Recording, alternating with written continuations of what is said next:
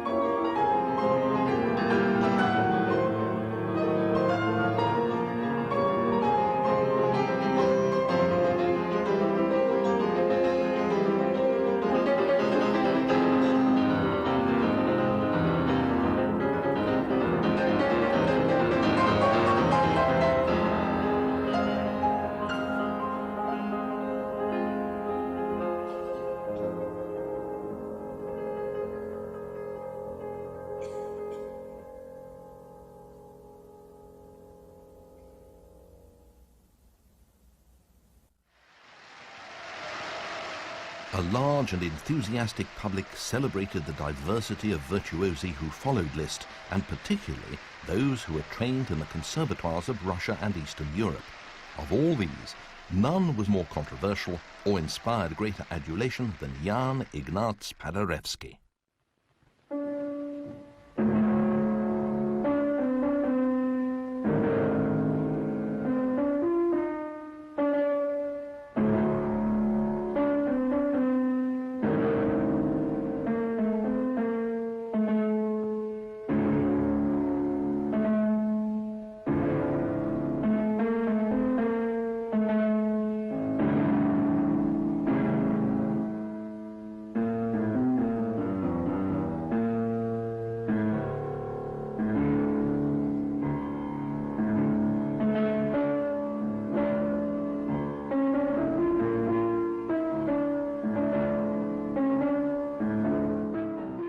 Born in Poland in 1860, Paderewski didn't study seriously until he was 24. His teacher, Leszetitsky, doubted that he would ever make a career as a soloist.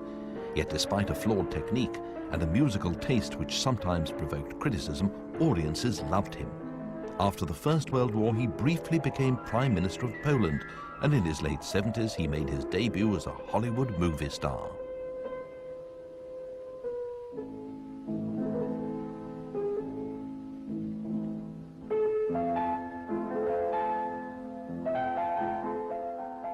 Myth about Paderewski, not myth, the fact about Paderewski was an extremely attractive man and who had every woman in the audience gasping with pleasure, not only at his musical and artistic qualities, but also he was a very handsome fellow with this shock of waving red hair. Paderewski's pianism was always controversial. Saint-Saëns hailed him as a genius, but others criticized him for being sensational, empty, vulgar, and violent. Paderewski was the father of a very, very poor tradition. Exaggerated, he was very affected in it. He was simply a marvelous personality. He was a great unforgettably marvelous personality, you know? That what made him a great speaker, made him even a politician, I mean, whatever he chose to be.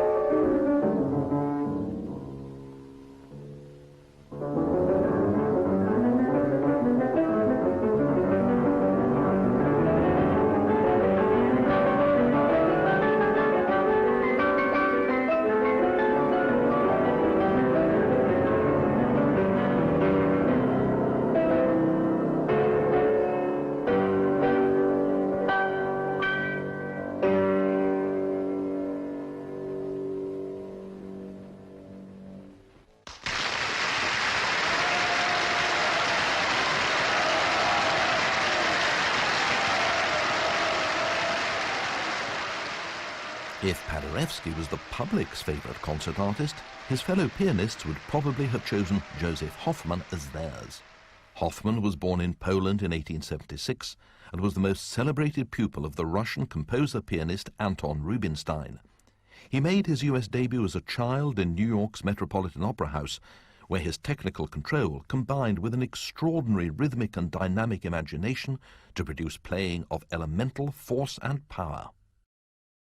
He was an incredible pianist. All the great pianists that I heard during my time considered him the number one. He was the greatest of all of them.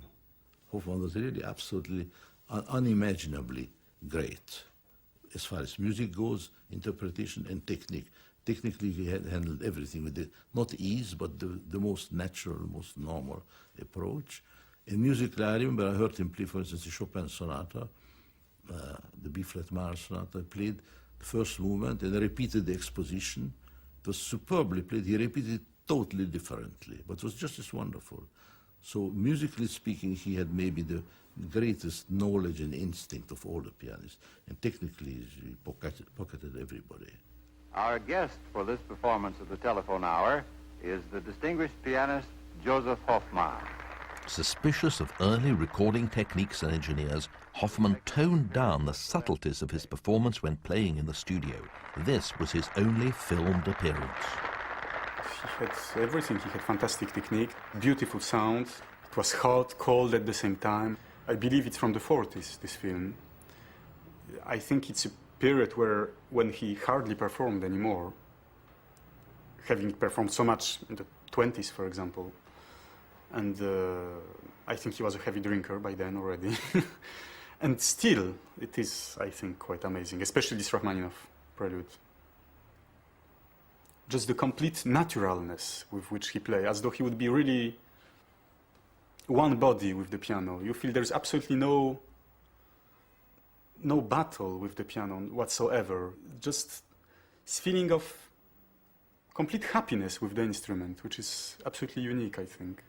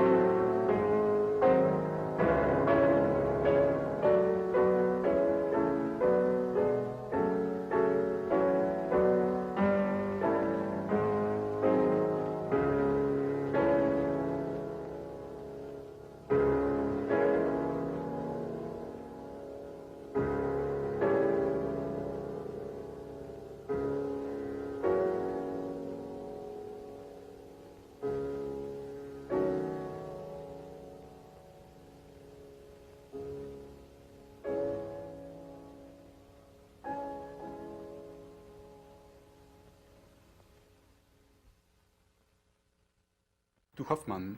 It seems everything came without any pain, and which at the end became his tragedy. He didn't have anything to hold on to. It probably destroyed him, this facility. Too much talent sometimes is dangerous.